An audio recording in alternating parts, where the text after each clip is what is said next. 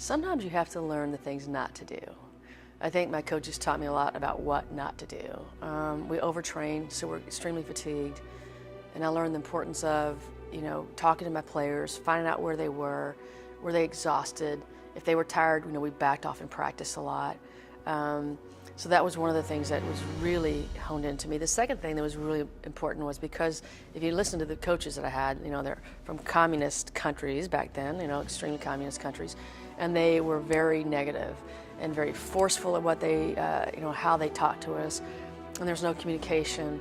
So I learned that being negative didn't help, and I focused on positivity, bringing my players up, telling them what they could do, letting them know that I had full faith in their capabilities. And we spent an enormous amount of time on the mental part of the game, which was really talking to them about how great they were and them understanding that they could do something versus all the negative language that we take into our heads. So success, you're gonna have to have a certain amount of talent in the area that you wanna go to. So talent is important. Now, you can't say to a kid, they have no talent, so they can't run, they can't jump, they're not gonna be a great athlete. There's no way you could ever make them that. So you have to possess a certain level of talent. But once you have that level of talent, that doesn't determine your success rate. Now what determines that jump from I have some talent to I'm gonna be good or great is your mentality. And that's true in business, it's true in whatever you're gonna do. I mean, if you have an aptitude for something in business, but you don't train your mind, you're never gonna be one of the best. So it's really the mind training that elevates you from average or, from average to good, from good to great. What are you doing in your mind? What kind of training are you doing? What are you, are you using your imagination? I read a book recently and it said, the genius code, the thing that separates most people is the imagination. And really what that is your ability to see yourself achieving things. It's your ability to visualize your success and to feel it in you. So most people don't try something because they have fear of failure, fear of success, right? They don't even try, or they stop themselves at a level because of their doubts. And that's the difference is that mind training. The top CEOs in the country read about 60 books a year. They average reading 60 books a year. Why is that so important? Because they're continually feeding themselves information. They're continually growing themselves. So there's many people who never grow themselves after they get out of college. So there's a difference between a manager and a leader. So managers, what they want to do is they manage time, they manage budgets, they try to manage people. They're managing. A leader is a builder of people. It's a totally different concept and idea. You're not just managing. When you take on the position of leadership, you're seeing what your people need to do in order to grow to be better at what they do. So now as I talk to corporations, and I speak to corporations all over the United States, what we're talking about is, what are you doing to build your people? How much time and investment are you doing to build your people? Because emotional intelligence is the thing that separates the people. It's something that can be grown. We can't really, our IQ is our IQ, and you could be genius level or whatever, but those people who are geniuses and IQ may not ever be great leaders because they're not building their emotional intelligence. It's your ability to understand people, to talk to people, to communicate with them, to motivate them, to help them see their weaknesses and not feel bad about their weaknesses, but to grow them into their strengths. It's that whole concept. And so leaders have to think about, how can I build my people? Managers are just managing what's going on. They're not looking at how can we really progress from where we are now to here. And the only way to do that is to either wipe out your people or get new ones. And when you get new people, you're still going to come with baggage. You have to build your people up. And I think that's the huge difference, is that investment into the emotional intelligence. So what athletes have is they have things that, number one, they've learned to be coached. So in every day they go to practice, somebody's coaching them, somebody's telling them you've got to be better. They've learned to accept that and to see themselves as, I'm good, but I need to be better. And still enjoy that they're good, but understand the necessity to get better. They have to overcome adversity. You have to learn that you're not going to win every single game. Or maybe you're the top of the top and you win games, but in the game you have to overcome adversity to win the game. They have to learn to do that. They have to learn time management. So they have to learn, this segment of time is always for practice.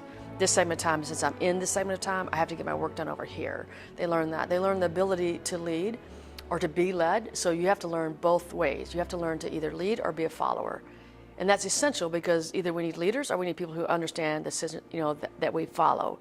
How do we work together as a unit? Because if we fail to work together as a unit, we won't win the game. So they come out of athletics with a lot of tools that you're not getting in a classroom. You might get that if you're in band or choir or something that requires, that unity, but you're not getting those life skills out of a classroom. You're getting other really valuable skills, things you need to learn, but sometimes we negate or we don't talk about the life skills and how important those are in the transition phase, not only to business, but into are you gonna have a successful family? How are you gonna operate within your family? How's that gonna work? That union. So we don't always teach those things in a class. And so that setting of athletics, and this is why I think athletics is so valuable in education, that those things can be learned. They're not always taught, don't get me wrong. There are coaches who don't teach them, who fail miserably at teaching them, but there's still the opportunity to learn them. And there are coaches who really understand the value of, I'm going to teach you how to be a great leader. I'm going to teach you how to be a great follower. Let's sit down, let's look at our time management. Let's talk about how we do this, because they understand as a coach that the more your player is complete as a person, the better they are on a field or court. I think they're teachable to anybody. I mean, when I talk to corporations, when we sit down, we talk about what you need to do differently.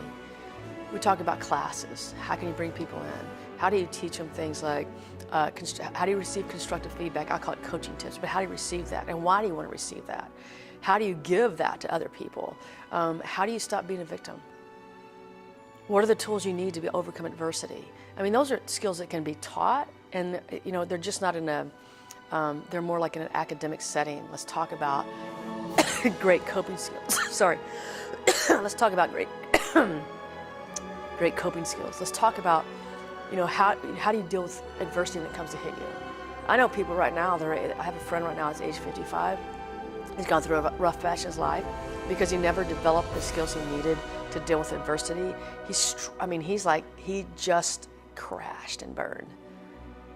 So those are skills that can be taught in a setting. We just have to invest in them. And a lot of times we feel like when somebody gets to work, you're in business now, well, you're 25, then you ought to know this. But if you haven't ever been taught those skills, then where do you learn them?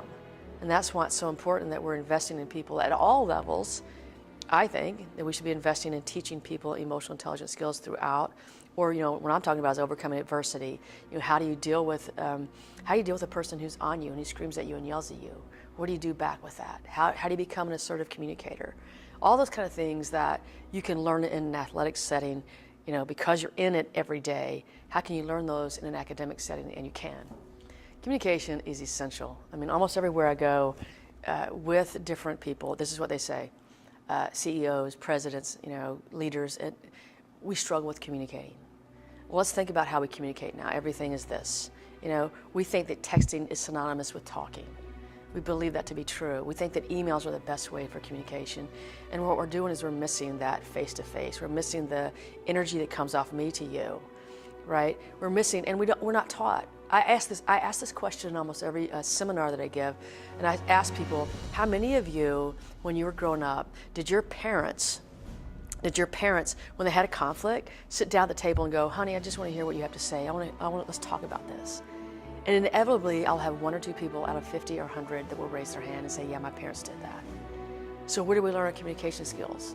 From our parents. And so we're going to take those same we don't talk about conflicts, we don't talk about our issues, we're taking them to our next marriage, we're taking them our next relationship, we're taking our next relationships at work. Now we have problems because we're not talking about the issues that are in front of us, we're talking about them with somebody else, which just creates more problems. So there's so many issues with communication, and we just fail to do that. We don't have the tools. We don't know.